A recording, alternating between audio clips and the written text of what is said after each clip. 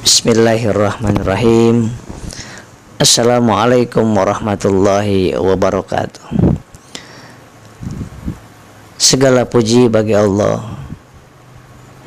yang menguasai setiap kejadian, yang memberi setiap yang meminta kepadanya, yang menolong setiap yang memohon pertolongan kepadanya, dan yang meminta ampunan siapa saja yang bertobat kepadanya.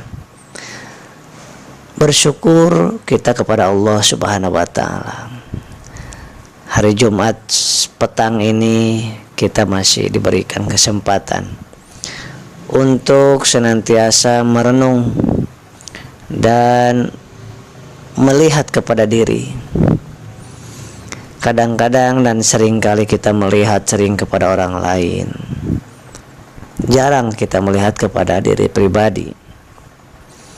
Padahal setiap pagi kita melihat cermin, siang melihat cermin, sore melihat cermin. Supaya apa? Takut ada yang salah, takut ada yang gak bagus di wajah kita, di baju kita. Takut ada yang kotor, ada yang tidak rapi. Maka terus kita bercermin itu untuk memperbaiki jasad kita, topeng kita. Padahal topeng kita ini, Masya Allah, kalau tahu topeng kita dibuka oleh Allah, maka luar biasa betapa hinanya diri kita. Maka barang siapa yang merasa dirinya soleh, merasa dirinya paling hebat, merasa dirinya ikhlas, merasa dirinya tinggi ilmu,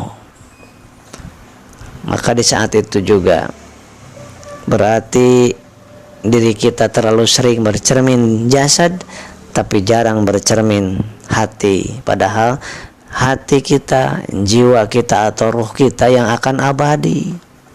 Kok kita jarang bercermin? Apa cerminnya? Cermin untuk hati kita, untuk memperbaiki hati kita adalah orang lain. Orang-orang sekitar kita yang memberi informasi ke kita, memberikan saran ke kita, dan memberikan masukan dan nasihat kepada kita. Itulah cermin untuk memperbaiki hati kita, memperbaiki huruf kita.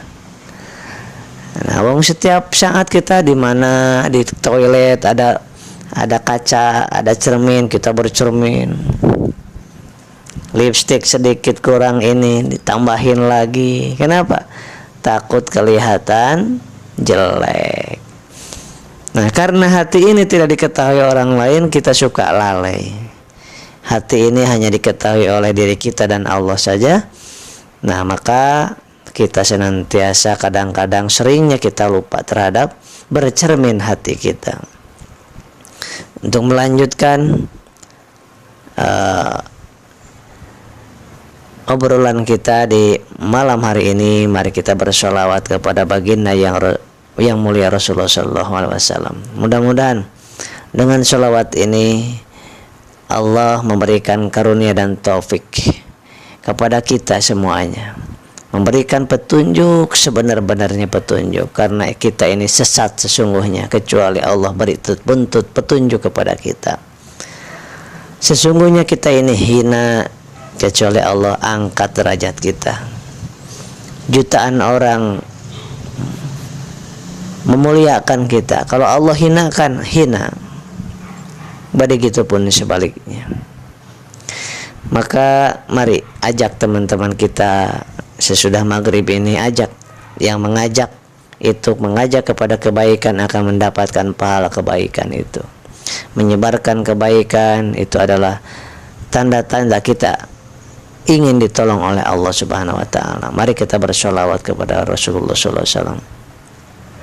Hadirkan hati kita yang paling dalam, bahwa betul-betul kita ini butuh kepada Rasulullah. kita ini tidak ada apa-apanya dibandingkan Rasulullah. Tidak ada apa-apanya. Bagaikan setetes air di samudra. Masya Allah. Namun dosa kita banyaknya luar biasa. Yang kelihatan orang aja kelihatan banyak, apalagi yang tidak kelihatan oleh manusia. La ilaha illallah. Mana mungkin kita merasa hebat, orang lain salah, orang lain jelek.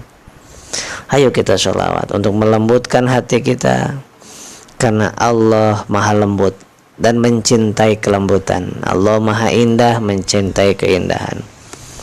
Allahumma sholli wa sallim wa barik ala sayyidina Muhammadin wa ala alihi wa sahbihi ajmain.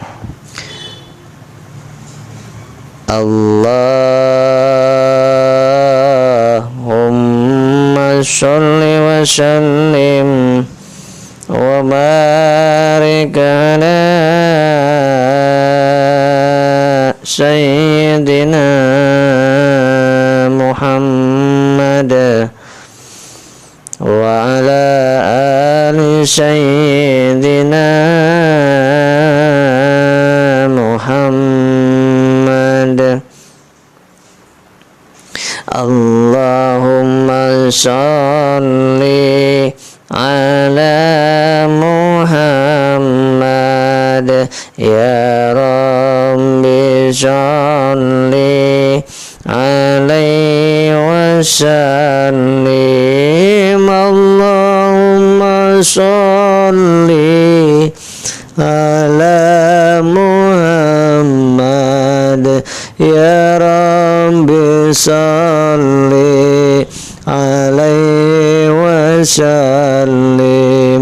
Rabbi fanfa'na bi barakatihim wahdinal husna bi hurmatihim. Rabbi fanfa'na bi barakatihim wahdinal husna bi hurmatihim. Allahumma sholli ala Muhammad ya Rabbi sholli alaihi wasallim.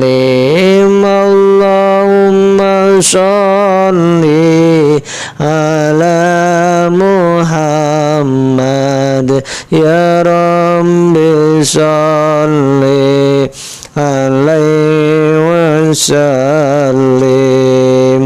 Allahumma sholli wa sallim wa barik ala sayyidina Muhammadin wa ala alihi wa sahbihi ajmain. Sahabat-sahabat yang dimuliakan oleh Allah Subhanahu wa taala, mudah-mudahan malam hari ini malam yang sangat luar biasa, hari yang mulia, yaitu hari Jumat. Kita mohon kepada Allah, mudah-mudahan yang sakit, sekarang sedang musim banyak yang sakit, banyak yang wafat, dan banyak ujian demi ujian. Itulah kehidupan di dunia yang fana ini, karena kehidupan yang sesungguhnya di akhirat kelak di surganya Allah Subhanahu wa taala. Mudah-mudahan rumah tangga kita semuanya diberikan rumah tangga yang betul-betul dari hari ke hari semakin dewasa, semakin baik, semakin bisa saling memperbaiki antara anak dan orang tua, antara suami dan istri, antara istri dan suami, begitupun antara mertua dengan menantu. Mudah-mudahan kita diberikan oleh Allah Subhanahu wa taala senantiasa setiap tahun demi tahun. Rugi kalau kita tidak memperbaiki diri. Kenapa? Karena seluruh orang yang kaya, yang miskin, yang punya jabatan, yang rakyat jelata, orang yang punya gelar ataupun yang tidak punya gelar, orang desa, orang kota, sama akan masuk ke dalam alam yang namanya alam kubur, alam barzah. Nah, kalau alam kubur, alam barzah, diri kitanya yang masuk, yaitu ruhnya. Tetapi kalau kuburan, yang masuk adalah jasad kita, casing kita, Nah, oleh sebab itu, kalau misalkan kita di alam kubur itu kemudian ada yang mendapatkan azab kubur, ada yang mendapatkan nikmat kubur, tergantung kita maunya nikmat kubur atau azab kubur. Berapa lama di alam barzah sampai kiamat tiba, entah, wallahu alam. Berapa lamanya, entah berapa lama. Yang jelas seluruh manusia, mau percaya atau tidak, mau terima atau tidak, takut atau berani, akan sampai waktunya ke dalam alam barzah tersebut, yang diawali dengan syakaratul maut, sahabatku. Maka dari itu, ketika kita memilih untuk mendapatkan nikmat kubur, maka di situ akan disiapkan cahaya yang terang, dilapangkan alam kuburnya, jadinya taman-taman surganya Allah.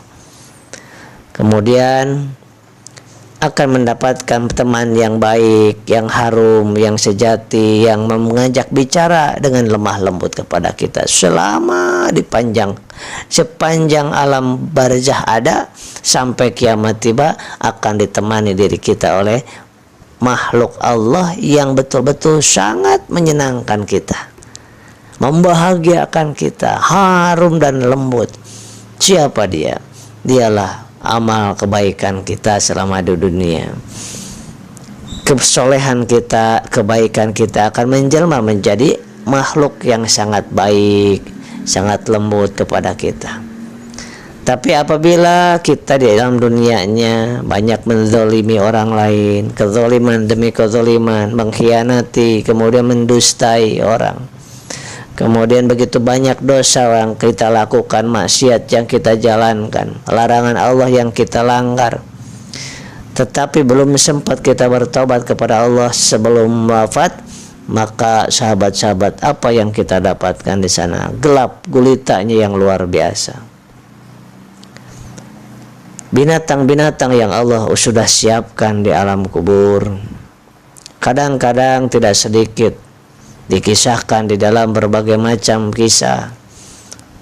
Tidak sedikit manusia atau mayat yang tidak diterima oleh bumi. Bumi menutup, tidak mau menerima. Kenapa? Karena kita selama di alam dunianya tidak pernah menundukkan kening kita ke bumi, maka bumi tidak mau membukanya. Mereka menutup. Aku tidak ridho makhluk ini masuk ke dalam diriku, kata bumi. Naudzubillah min dzalik. Ketika maksiat terus kita jalankan tahun demi tahun, tidak ada perubahannya. Bolehlah kita di masa yang lalu punya masa lalu yang kelam. Allah tahu kita semua punya maksiat, punya dosa, punya masa lalu yang kelam, yang disadari ataupun tidak disadari, baik kepada Allah maupun kepada sesama. Mata, telinga, tangan, kaki, semuanya dosa semua dari kita ini. Jangan menganggap diri kita suci, jangan menganggap diri kita nggak punya dosa. Banyak dosa diri kita, sahabatku, yang ketika kita dari saat ini kita tidak taubat, ya Allah, Rabbana zalamna anfusana wa illam taghfir lana wa tarhamna lanakunanna minal khasirin. Ya Allah, kami zalim kepada diri hamba sendiri, ya Allah. Selalu kita mohon kepada Allah. Kemudian dosa kita kepada suami kita, dosa kita pada istri kita, dosa kepada anak kita. Apakah cuma ada anak yang durhaka saja kepada orang tuanya? Tidak, sahabatku. Anak durhaka kepada orang tua, ya, tapi ada orang tua yang durhaka juga. Siapa beliau? Orang tua. Kita ini orang tua, ketika tidak memberikan hak-haknya kepada anak. Apa hak anak itu? Diajak kenal ke Allah. Hak anak diberikan makan yang halal, yang thayyib. Hak anak adalah diberikan pendidikan. Hak anak adalah diberikan kasih sayang. Hak anak adalah diberikan pendidikan dunia dan akhirat, dan hak anak adalah diberikan contoh yang baik, dan hak anak adalah didoakan oleh orang tuanya dan diberikan nama yang terbaik. Kemudian nanti kalau udah besar beda, ada lagi hak-hak anak tersebut. Belum menikahkannya ketika dia sudah besar, memberikan pergaulan yang terbaik, mencukupkan kebutuhannya. Masya Allah, bukan hal yang mudah sahabat, luar biasa.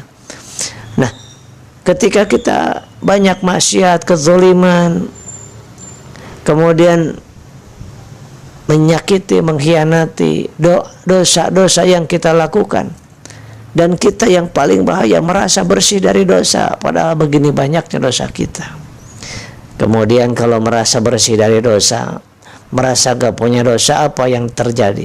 Maka kita tidak akan pernah memohon ampun kepada Allah. Kenapa? Karena merasa gak punya dosa, merasa suci, merasa bersih. Bahaya sekali kalau kita terjadi orang seperti ini.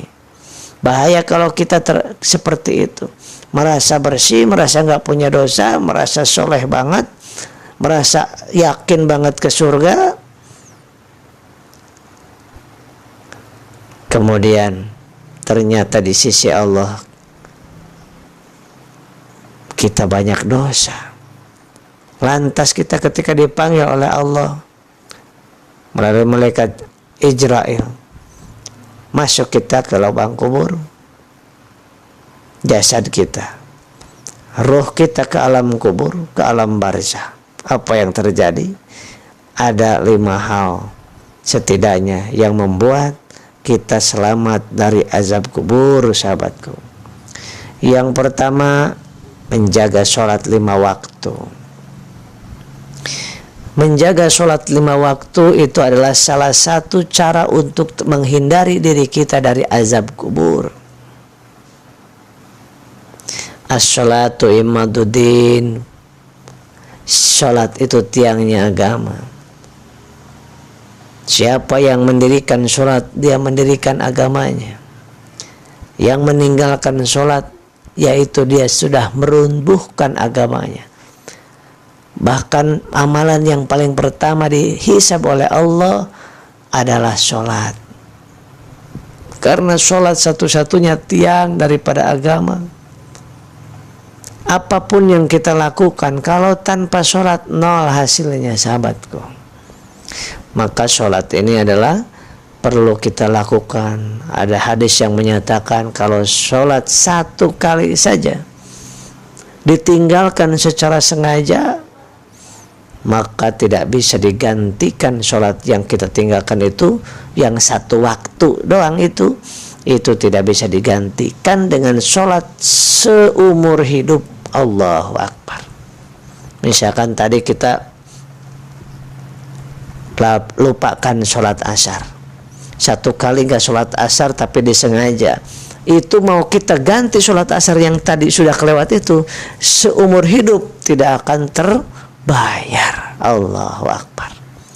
Maka dari itu sholat bisa mencegah kita, melindungi diri kita dari yang namanya azab kubur. Yang kedua, supaya kita terhindar dari azab kubur adalah dengan memperbanyak, mendawamkan sedekah. Mendawamkan sedekah dengan apapun yang kita ada. Terbaik-baiknya sedekah adalah apa-apa yang masih kita butuhkan. Seburuk-buruknya sedekah adalah buruk kalau saya sedekah yang sudah basi, yang sudah kita nggak suka, sedekahin deh daripada basi. Nah itu ada pahala yang cuman mungkin kecil. Ini sedekah ini, baju ini nih udah nggak kepakai daripada dibikin keset nih, masya Allah. Itu orang yang menerimanya juga sakit hati. Nah, jadi yang kedua adalah sedekah. Sedekah dengan baju, dengan makanan, dengan minuman, dengan uang, dengan ilmu, dengan tenaga, dengan senyuman. Apapun itu bisa menjadi sedekah kita. Yang ketiga yang bisa menjaga kita, melindungi kita dari azab kubur adalah mendawamkan tasbih. Subhanallah wa bihamdihi subhanallahil azim. Inilah kalimat yang sangat ringan di lisan kata Rasulullah, tetapi sangat berat dihisab pada saat ditimbang amalan kita. Subhanallah wa bihamdihi subhanallahil azim. Yang keempat yang bisa membuat kita terbebas dari azab kubur adalah membaca Al-Quran. Membaca Al-Quran ini bisa membuat kita terbebas dari siksa kubur dan azab kubur. Mau 3 ayat sehari, mau 5 ayat sehari, mau 1 lembar sehari, minimal ada yang kita baca ayat Al-Quran tersebut, itu akan membuat kita terlindungi dari azab kubur. Yang kelima, dengan azab kubur bisa terhindar dengan banyak bersolawat kepada baginda Rasulullah SAW. Maka saya selalu mengingatkan diri saya dan mengingatkan sahabat-sahabat semuanya yang ingin sama-sama diselamatkan oleh Allah, diberikan syafaat oleh baginda Rasulullah. Saya selalu menyampaikan dan mengajak, mari sholawat. Karena sholawat ini bisa bermanfaatnya, faedahnya di dunia dan di akhirat. Di akhirat bisa mendapatkan syafaat Rasulullah, bisa mendapatkan air dari telaga Kausar, dan juga di alam kubur kita bisa mendapatkan penerang, dan juga di dunia kita bisa diperbanyak, dimudahkan rezeki dan ikhtiar kita. Apa yang kita harapkan, yang kita impikan yang baik menurut Allah akan cepat dikabulkan oleh Allah Subhanahu wa Ta'ala. Itu kalau kita memperbanyak sholawat, dihapuskan dosa-dosa kita. Lantas bukan cuma itu, orang yang sering bersholawat akan diberikan sama Allah pendamping, yaitu malaikat. Malaikat itu akan mendampingi kita. Bahkan kalau satu majelis, satu pertemuan tidak dibacakan sholawat, maka pertemuan itu, majelis tersebut dinamakan majelis busuk. Maka senantiasa kita membaca sholawat ketika sendirian ataupun bersama-sama. Sahabat-sahabat yang dimuliakan oleh Allah, sholawat juga mengundang rahmat Allah. Sholawat mengundang rizki. Sholawat mengundang keselamatan. Sholawat untuk membeli kesuksesan kita. Sholawat untuk membeli kesembuhan kita. Sholawat mendatangkan ketenangan kepada kita. Banyak sekali yang testimoni kepada saya. Saya di YouTube channel Asep Bruder, kemudian di IG-nya, di WA, kemudian di Facebook, itu testimoni orang yang bersolawat. Tentu tujuan kita bersolawat agar kita mendapatkan syafaat dari Rasulullah, tapi tujuan duniawinya juga boleh, supaya disembuhkan sakit yang lamanya selain ikhtiar, supaya diberikan ketenangan batinnya, lulus ujian dalam rumah tangganya, anak disolehkan oleh Allah, suami dan istri disolehkan oleh Allah. Maka dengan sholawat 1000 kali, 3000, 10.000, Masya Allah, itu banyak sekali Kang Asep. Alhamdulillah, wasilah mengamalkan sholawat Jibril, saya lunas hutang saya lebih cepat. Yang kedua ada lagi, saya alhamdulillah Kang Asep menjalankan sholawat Jibril 4.000 sehari. Alhamdulillah, yang tadinya saya berobat kemana-mana tidak sembuh, alhamdulillah sekarang Allah sembuhkan. Alhamdulillah Kang Asep melalui sholawat Jibril, saya yang tadinya rizkinya sempit menjadi lebih ringan, lebih gampang, lebih terbuka lagi. Alhamdulillah Kang Asep wasilah menjalankan sholawat Jibril ada yang sampai 10.000 sehari, maka alhamdulillah saya diberikan anak yang tadinya tidak punya anak lama sekali. Alhamdulillah Kang Asep berkat pertolongan Allah, wasilah membaca sholawat Jibril 2.000 sampai 4.000 kali dalam sehari, saya bisa ke Baitullah dengan caranya Allah. Coba sahabat, ini nyata, ini real. Sahabat-sahabat bisa lihat juga di YouTube para ulama, ya, itu yang sudah melakukannya ribuan sahabat. La ilaha illallah. Maka istiqomahlah, mari kita bersolawat. Saya mengajak diri pribadi dan mengajak sahabat-sahabat. Sahabat pun ajak orang-orang yang berdekat dengan sahabat. Status-status kita jangan status-status yang buruk. Bahaya sekali sahabat. Status yang kita tulis, video yang kita buat bisa menjerumuskan kita ke dalam neraka, tapi bisa juga membawa kita ke dalam surganya Allah. Maka hati-hatilah, jangan sampai ada status, tulisan-tulisan kita yang membuat Allah marah. Mungkin menurut kita benar, tapi menurut Allah apakah betul benar itu? Itu yang harus dipertanyakan. Maka mendingan ngajak kepada kebaikan, berdagang, berbisnis, itu tidak ada dosa di situ. Bahkan mendapatkan pahala daripada kita mengeluh, kemudian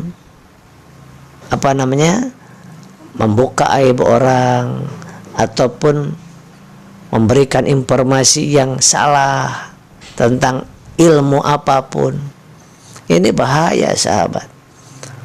Kalau kita memberikan ilmu yang benar menurut Allah dan Rasulnya, yakin, hakul yakin benarnya, kita ajak mereka, maka kalau ada 1 juta orang yang mengikutinya, maka dapat 1 juta pahala. Tapi bayangkan, kalau dengan tulisan kita, kalimat-kalimat yang kita tulis di Facebook, di medsos, dengan video-video, dan orang mengikutinya, dan ternyata menurut kita benar, ternyata menurut Allah salah, apa yang akan terjadi? 1 juta orang mengikuti kita, 1 juta orang mengikuti kalimat-kalimat yang kita tulis, maka kita akan mendapatkan royalti dosa jariah sepanjang umur kita sampai ke akhirat, ke alam barzah nanti. Naudzubillah min dzalik. Mari sholawat, sholawat, sholawat, sholawat, sholawat, sholawat. Nikmat, nikmat, nikmat. Mudah-mudahan selalu saya sering dimanapun seminar saya adakan, ya Allah nikmatkan hamba dalam bersolawat. Karena sholawat itu udah lengkap sahabat. Ini keajaibannya sangat luar biasa, faedahnya luar biasa sahabatku. Sholawat itu bisa merubah yang buruk menjadi jelek, yang jelek menjadi buruk.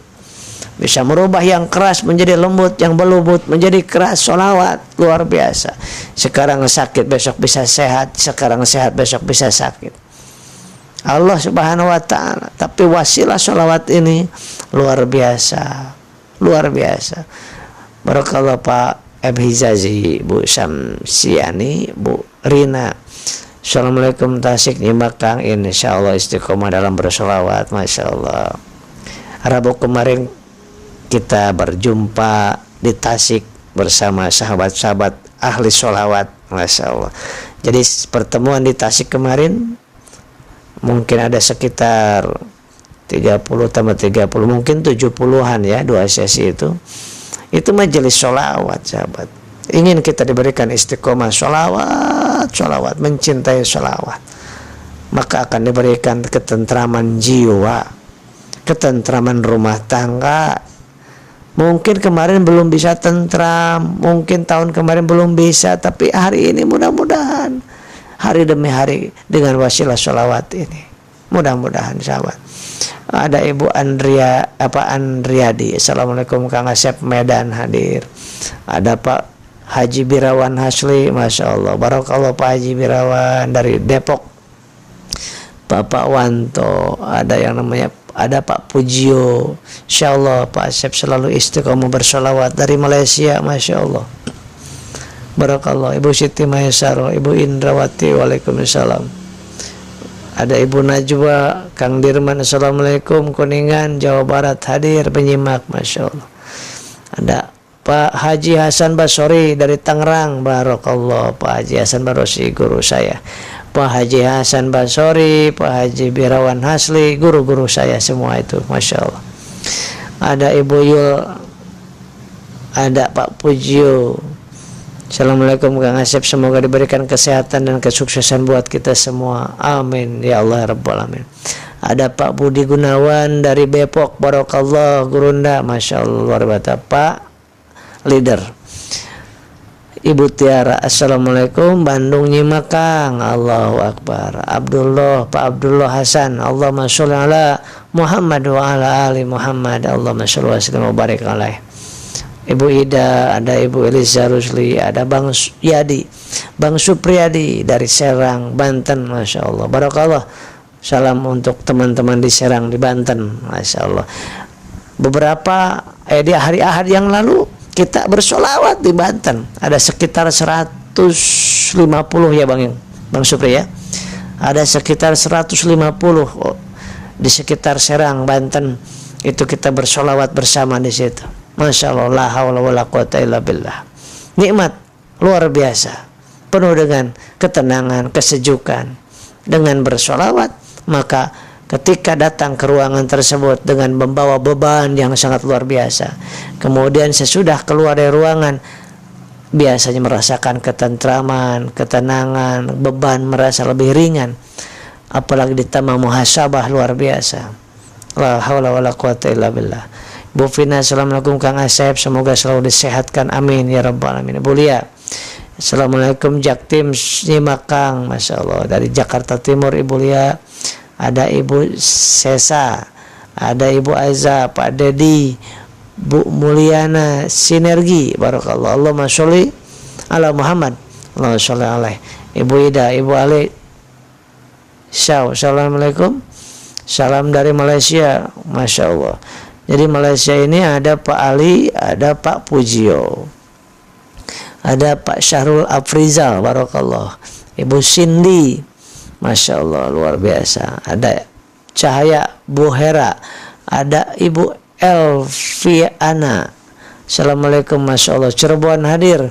Nah, Cirebon 3 bulan yang lalu kalau tidak salah kita juga bersolawat di sana di Hotel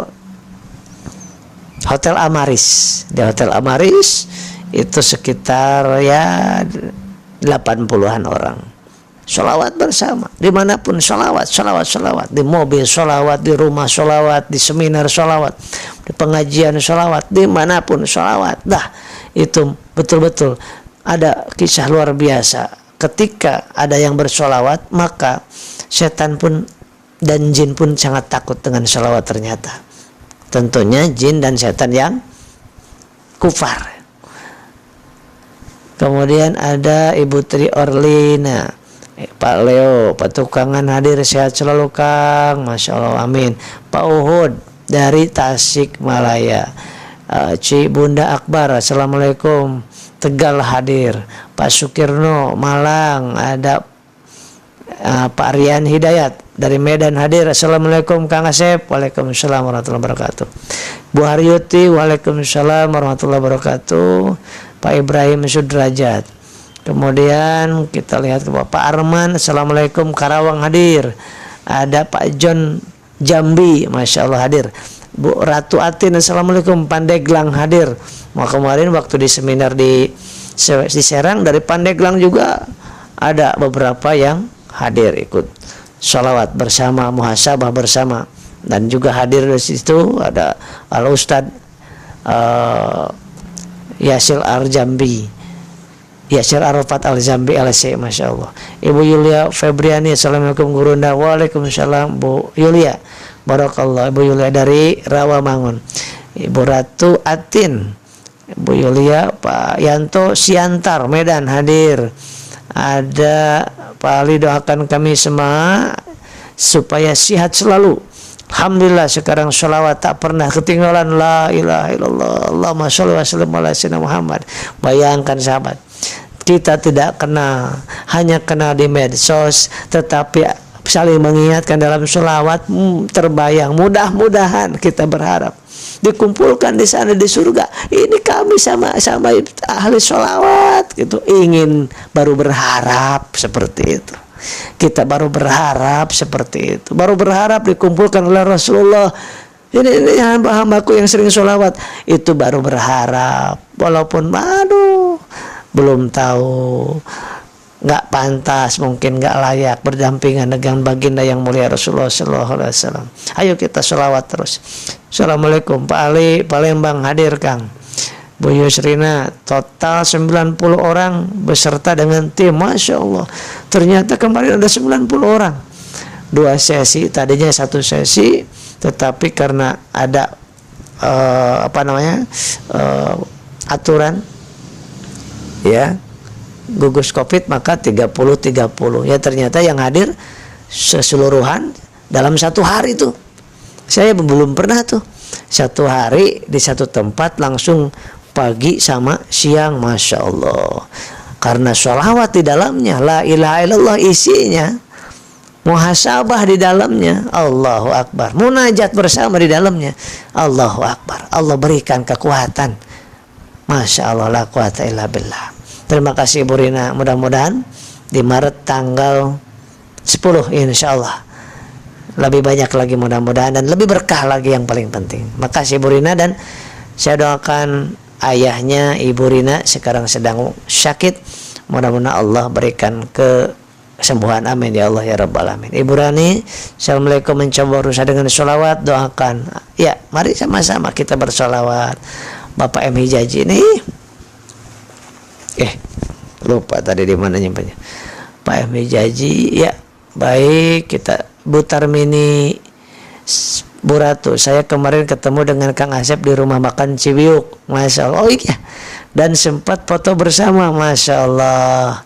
Ternyata dipertemukan juga ya oleh Allah di dunia nyata. Nah, Ibu Ratu Atin ini, nah ternyata foto bersama karena banyak orang, jadi tidak ketahuan. Lagi pula pada pakai cadar, pada pakai masker gitu kan, gitu ya. Alhamdulillah, Masya Allah, di rumah makan Cibiuk di Serang ya. Insya Allah bulan Maret lagi, kalau Allah panjangkan umur kita dalam sehat, dalam kita kembali mengadakan kembali lebih besar lagi insya Allah, mudah-mudahan majelis sholawat kita. Assalamualaikum, saya sudah seminggu ini kalau lagi zikir istighfar, kenapa saya selalu mual, serasa mau muntah? Lanjutkan saja Bu, gak apa-apa, muntahkan saja. Nah, karena banyak faktor ya secara medis. Ketika kita beristighfar itu ada, apalagi belum makan, mungkin ada minum yang hangat yang merangsang asam lambung, pingin muntah. Yang kedua secara psikis, nah mungkin kalau zikir istighfar bisa muntah karena termasuk mengusir jin misalkan gitu, itu sugesti, bisa jadi muntah atau bisa jadi beneran. Nah, nggak apa-apa, lanjutin Anda istighfar. Dan yang bayangkan Mbak sahabat, kalau istighfar Rasulullah 70-100 kali. Istighfar itu untuk minta diampuni dosa. Sedangkan kalau sholawat, sekali sholawat diampuni 10 dosa, ditingkatkan 10 derajat, ditambah 10 rahmat. Bayangkan. Jadi sholawat dimanapun, kapanpun. Istighfar juga iya. Nah, tetapi sholawat lebih banyakin, karena sholawat itu sekali 10 dosa-dosa kita dihapuskan. Tapi tetap istighfar, tetap minta ampun kepada Allah Subhanahu wa taala.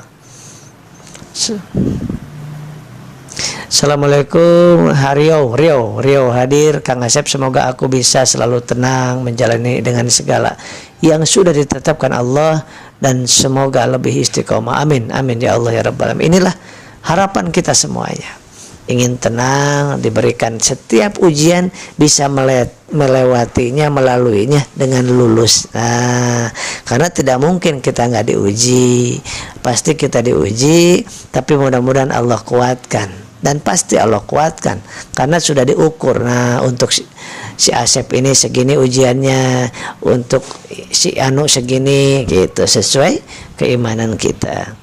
Punya iman. Assalamualaikum Kang Asep, Anis dari Ngawi, Masya Allah. Ada Ibu Dewi Sari, Dewi Taksari, Ibu Linda Yani, Pak Arman, Assalamualaikum, Karawang hadir. Oke, saya ke bawah lagi, ada Mami Dinda, ada Ibu Nurul dari Surabaya ya, Ibu Nurul ya kalau nggak salah ya. Surabaya, Ibu Nurul Zumita. Barakallah, barakallah. Baik sahabat-sahabat yang dimuliakan Allah Subhanahu wa taala, dan malam ini mohon doanya, atau mungkin ada yang di daerah Jogja, nanti malam saya 3 mobil minta doanya mau berangkat ke Jogja nanti malam, insya Allah jam 9 atau jam 10-an. Insya Allah akan berangkat ke Jogja dalam rangka satu silaturahmi kepada gurunda. Nah, saya punya guru di Jogja, punya guru dulu dalam iman dan ekonomi. Wah, guru dalam iman, dalam ekonomi, yaitu Pak Haji Adan Haris. Yang kedua, tujuannya adalah ingin meminta nasihat dari beliau. Yang ketiga, ingin mendapatkan ilmu dari beliau. Yang keempat, tentunya ingin mengucapkan terima kasih kepada beliau. Sahabat-sahabat, dan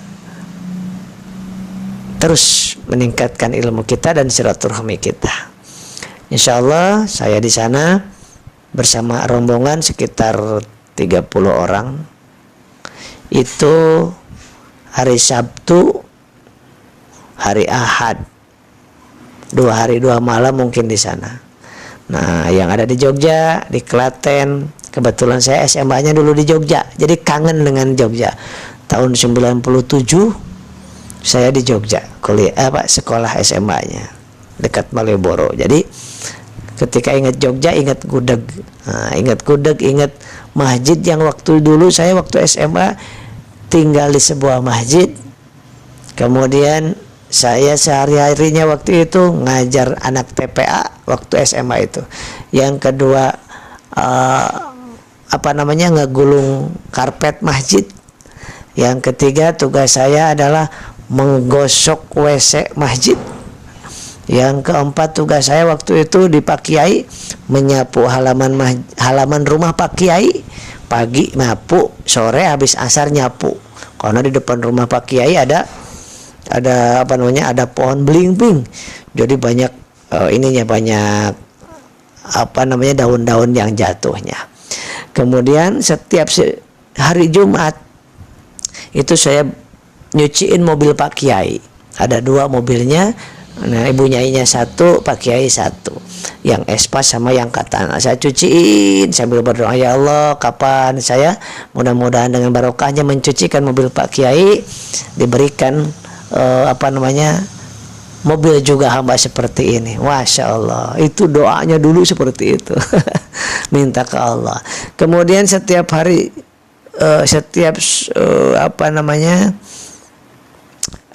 taraweh. Setiap taraweh bulan Ramadan itu orang lain sholat taraweh, saya ditugaskan menyiapkan teh manis. Gulanya kadang-kadang habis 3 kilo. Kemudian airnya, tehnya kita siapkan. Jadi kita menyiapkan orang yang habis sholat taraweh. Subhanallah, itu tugas dari Pak Kiai. Udah Sep, kamu itu gak usah taraweh, pahalanya sama dengan orang yang taraweh. Nah, tapi sholat isya dulu, habis sholat isya kamu masak air teh manis untuk orang yang habis taraweh, dan habis itu tadarusan. Nah kadang-kadang tarawehnya nanti jam 12 malam gitu. Itulah Pak, sekilas saya karena itu sangat rindu ke Yogyakarta. Mohon doanya sahabat-sahabat dilancarkan selamat sampai tujuan dan bisa kembali lagi serta disehatkan dan tetap bisa berkomunikasi seperti ini. Mudah-mudahan istiqomah setiap ba'da maghrib dimanapun saya akan bawa ini. Mudah-mudahan menjadi timbangan di akhirat nanti. Siapa tahu sholat saya tidak diterima. Siapa tahu puasa saya tidak diterima. Siapa tahu sedekah saya nggak diterima. Siapa tahu umroh saya nggak diterima. Malah yang diterima ini model seperti ini. Kita nggak tahu mana amalan yang diterima oleh Allah. Kadang-kadang amalan yang nggak seberapa malah diterima oleh Allah. Amalan yang gede malah belum diterima. Nah, itu nggak tahu. Yang jelas kita belajar terus untuk mengikhlaskan hati kita dalam melakukan tindakan apapun. Sebijaksana apapun kita lakukan. Bu Syamsiani semoga selamat sampai tujuan Kang Asep dan diberi kesehatan, amin. Doa yang sama untuk Ibu Syamsiani, Bu Haryuti, fi amanillah Pak Asep, sami-sami, makasih, amin. Mami Dinda semoga diberikan kelancaran, selamat sampai tujuan, sampai ke rumah Gurunda kita ya Pak. Masya Allah. Saya sama istri, kemudian anak yang terkecil yang masih 5 bulan, hampir 5 bulan itu yang dibawa. Nah, yang satu di pesantren kan, nah yang 3 di rumah. Yang satu yang terkecil laki-laki, Salman Al-Farizi, Muhammad Salman Al-Farizi, kita bawa. Nah, terima kasih atas doa-doanya. Kemudian ada lagi dari Pak Mama Erik, Assalamualaikum, Cipanas hadir menyimak. Ibu Deris dari Tasik, semoga lancar selamat sampai tujuan, barakallah, amin ya Allah ya Rabbal. Makasih Bu Deris. Kemarin juga kita berjumpa di Dermaga Sunda Tasik. Sholawat bersama kita juga, Masya Allah. Bahkan mungkin nangis bersama kita, Masya Allah. Bu Fauziah Hanifah titip salam sama Pak Hadan Haris ya Kang. Bu Fauziah ya, insya Allah. Bu Fauziah Hanifah, suka pelupa saya ini. Ibu Fauziah Hanifah, nanti saya sampaikan insya Allah ke Pak Haji Hadan Haris. Bu Nurul, semoga diberi kelancaran, amin ya Allah ya Rabbal alamin. Bunda Nafadli, waalaikumsalam, Purwakarta hadir Kang. Purwakarta hadir. Ini udah Pak Heri, Heriana, Pak Sabana, assalamualaikum. Pak Haji Tangerang hadir.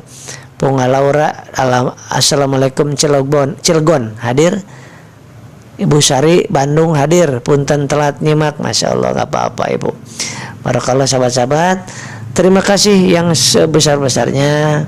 Mudah-mudahan apa yang senantiasa saya beritakan, saya ceritakan, mudah-mudahan disukai dan dicintai oleh Allah Subhanahu wa taala, diterima oleh Allah Subhanahu wa taala. Dan ini hanya satu, menasehati saya pribadi.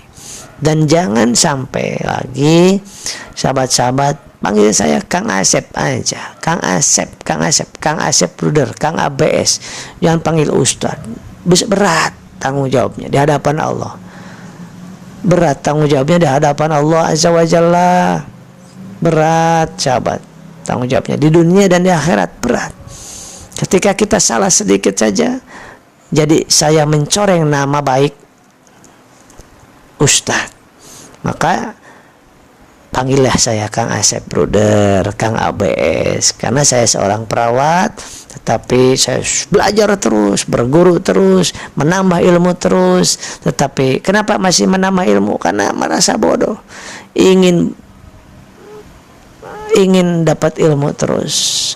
Dan tugas kita memang mencari ilmu sampai ke liang lahat, tidak ada berhentinya. Ibu Erni, barakallah. Ibu Erni Bekasi, dekat ya. Ibu Farida, terima kasih ilmunya. Saya ingin sekali ketemu langsung. Pernah sekilas melihat di kantor PTBS, namun mau nyapa keburu azan maghrib. Gitu ya, mungkin gak kelihatan pakai masker ya Ibu Farida. Ibu Rani, siap Kang Asep Bruder. Nah, ini kan enak, siap Kang Asep Bruder. Di YouTube pun sama, YouTube-nya adalah Asep Bruder channel. Baik, mudah-mudahan saya doakan sahabat-sahabat semuanya disehatkan, diberkahi, dimurahkan rezekinya, dilunasin hutang-hutangnya, diharmoniskan rumah tangganya, diberikan anak yang soleh-solehah, kemudian disehatkan jiwa dan raganya, dilindungi dari berbagai macam bala dan bencana, dan Allah berikan kesenangan dalam berbuat taat kepada Allah Subhanahu wa taala. Demikian yang bisa saya sampaikan, sudah adzan Isya. Assalamualaikum warahmatullahi wabarakatuh. Pak Asep Solihin. Amin amin ya Allah. Amin.